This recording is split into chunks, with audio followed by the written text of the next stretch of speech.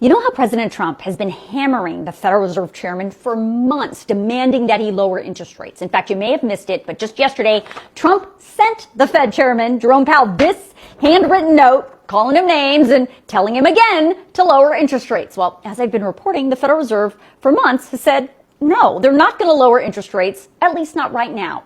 But today, Fed Chairman Jerome Powell hit back. Basically, he said, it's Trump's fault that the interest rates are not coming down.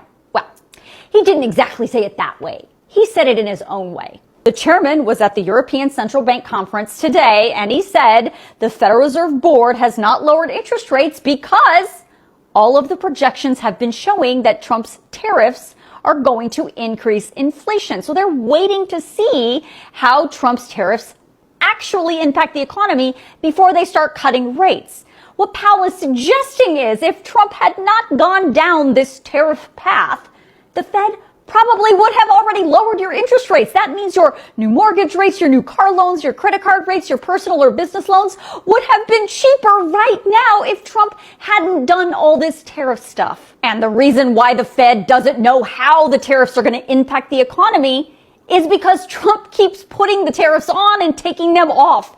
And on top of that, once tariffs are actually on, it takes a while for them to actually make an impact in the economy.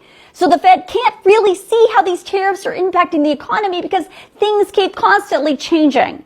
Now, that doesn't mean the Fed won't cut interest rates. As I reported in this video a few weeks ago, the chairman and the Federal Reserve Board believe they will be cutting interest rates at some point this year. And Chairman Powell said it again today. The opportunity for the Fed to cut interest rates will be at the next meeting, which is happening at the end of this month, so the end of July. Now, it is unclear right now if the Fed is going to cut the rates at that July meeting. It is more likely that they would cut the rates at one or more of the next 3 meetings after that. That is, of course, as long as these tariffs don't increase inflation.